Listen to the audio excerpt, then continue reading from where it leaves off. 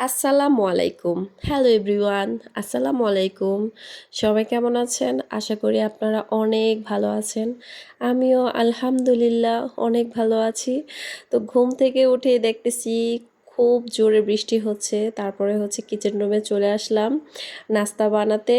আর এদিক দিয়ে দেখতেছি যে প্রচণ্ড পরিমাণে বৃষ্টি হচ্ছে। আর বৃষ্টিটা কি মাঝরাত থেকেই শুরু হয়েছে নাকি ভোর থেকেই শুরু হয়েছে বলতে পারি না, ঘুমের মধ্যে ছিলাম। বাট সকালে উঠে এত বৃষ্টি দেখে আমি তো পুরোই অবাক হয়ে আছি। কারণ ১ মাস যাবৎ টিপ টিপ বৃষ্টি হচ্ছে আমাদের এলাকায়। এই বৃষ্টি নামে এই সাড়ে বা একটু পরপর বৃষ্টি হয়, কিন্তু এত ভারী বর্ষণ হয়নি আজকের মতো। মানে টানা বৃষ্টি হচ্ছে। আর হচ্ছে সকালবেলা এই বৃষ্টির কারণে বাচ্চাদেরকে আরবি পড়তে মাদ্রাসায় দিতে পারলাম না। তো মেয়েরও প্রাইভেট ছিল ফিজিক্স কেমিস্ট্রি, ওইখানেও মেয়ে যেতে পারছে না, কারণ এত বৃষ্টির মধ্যে তো আর বাচ্চাদেরকে ঘরের বাইর হতে দেওয়া যায় না। প্রচণ্ড পরিমাণে ক্যামেরার মধ্যে হয়তো বা বৃষ্টিটা ওইরকমভাবে বোঝা যাচ্ছে না, এজন্য বারান্দা দিয়ে একটু বোঝা যাচ্ছে, তাই বারান্দা দিয়ে আপনাদেরকে আবার একটু দেখাচ্ছি যে দেখেন কত পরিমাণে বৃষ্টি হচ্ছে। তো নাস্তা বানিয়ে নাস্তা খেতে দিয়ে দিলাম বাচ্চাদেরকে। তো আমার ছেলে মেয়ে নাস্তা খেয়ে পড়তে বসে গেছে।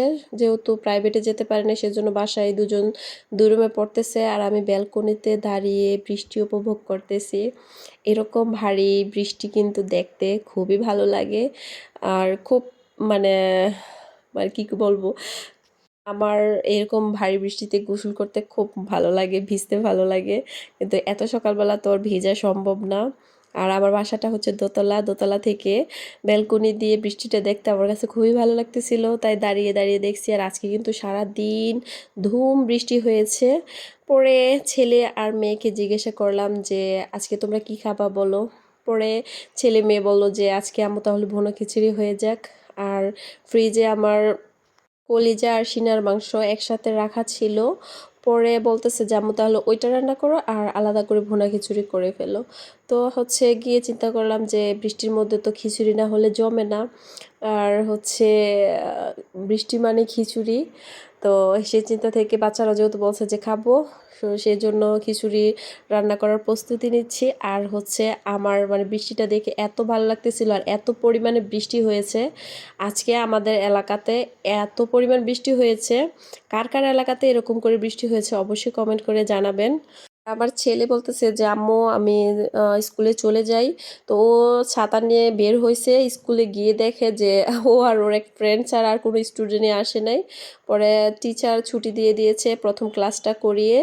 তো আমি পরে চলে গেলাম রান্না করার জন্য। তো এখানে হচ্ছে আমি বাসায় যেহেতু পোলাওর চাউল নেই, তো আমি ভাতের চাউল আর মসুরির ডাল ভালো করে ধুয়ে এখানে রেখে রেখেছি কতক্ষণের জন্য।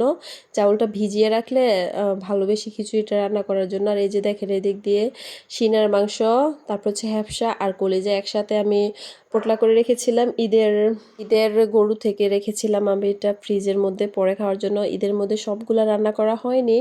তো এখানে আমি প্রথমে ভুনা খিচুড়িটা বসিয়ে দিতেছি। আর প্রথমে একটু আমি তেল দিয়ে নিলাম, তারপরে হচ্ছে পেঁয়াজ কুচিটা দিয়ে নিয়েছি। তো দিয়ে একটু ভালো করে নেড়ে চেড়ে দিচ্ছি। আর হচ্ছে এখানে আমি আস্ত গোটা মশলা দিয়ে নিয়েছি। ভুনা খিচুড়ি তো মাস্ট বি আস্ত গোটা মশলাটা লাগবেই। নর্মালি ভুনা খিচুড়ি কিন্তু সবাই রান্না করতে জানেন, এখানে আমার রেসিপি বলার কোনো কিছুই নেই। আদা রসুন দিয়ে আর ঘরোয়া যে মশলা ছিল ওইটা দিয়ে আমি আজকে ভুনা খিচুড়িটা রান্না করেছি। আর আমি কিন্তু প্রত্যেকটা ভিডিওতে আপনাদেরকে কিভাবে সংসার থেকে 10-5 টাকা করে সঞ্চয় করে বছর শেষে লাখপতি হতে পারবেন সেই টিপসগুলো দিয়ে থাকি। এই যে দেখেন ঈদের সময় কিন্তু সবার বাসাতেই প্রচুর মাংস থাকে। আর ঈদের মধ্যে যে মাংস রান্না করা হয় ওইগুলো ঈদের দিন বা ঈদের পরের দিন খাওয়া যায়। এর বাহিরে কিন্তু জাল দিতে দিতেই কমে, ওইরকমভাবে খাওয়া হয় না। তো আমি এক বছর কি করেছি যে আমার মেয়ে যেহেতু কলিজা অনেক পছন্দ করে, আমি কলিজা সবগুলো রান্না না করে এখান থেকে কিছুটা রেখে দিয়েছি। কারণ মাঝে মাঝে আমার মেয়ে কলিজা খেতে আবদার করলে আমার কিনে এনে খাওয়াতে হয়। তো বুদ্ধি করে আমি কলিজাগুলো রেখেছি বিদায় এখন আমার মেয়ে হঠাৎ করে বলেছে কলিজা খাবে, তো এই জন্য আমি নামিয়ে রান্না করতে পেরেছি। এটা হচ্ছে গৃহিণীদের টেকনিক, বুদ্ধি।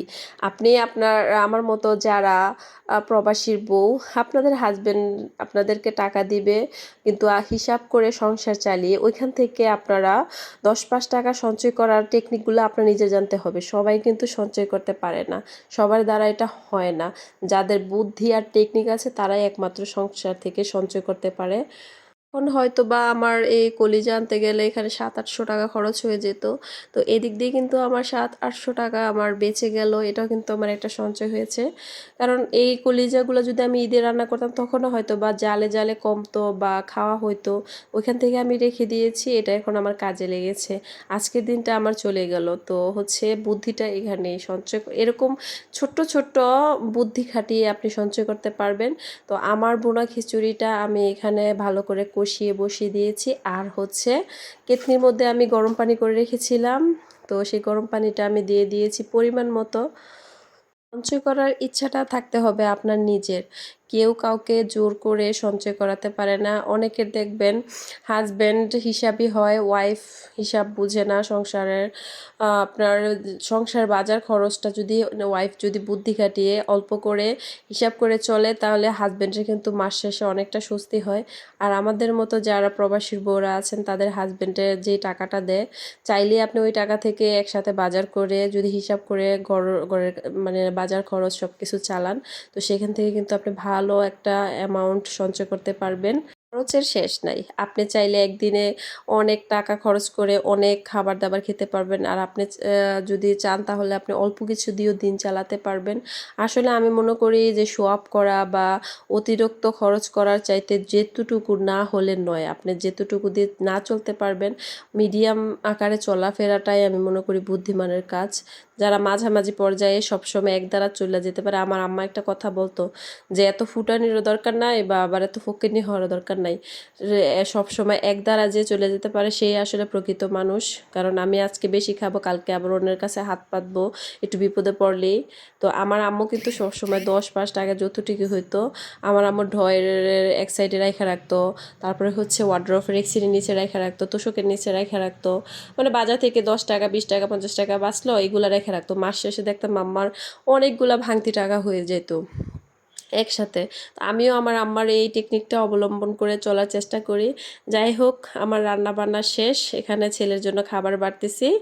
তো কথা বলতে বলতে আমি ভিডিওর একেবারে শেষ প্রান্তে চলে এসেছি। আমার আজকের ভিডিওটি আপনাদের কাছে কেমন লেগেছে অবশ্যই কমেন্ট করে জানাবেন। সবাই ভালো থাকবেন, সুস্থ থাকবেন। আল্লাহ হাফেজ।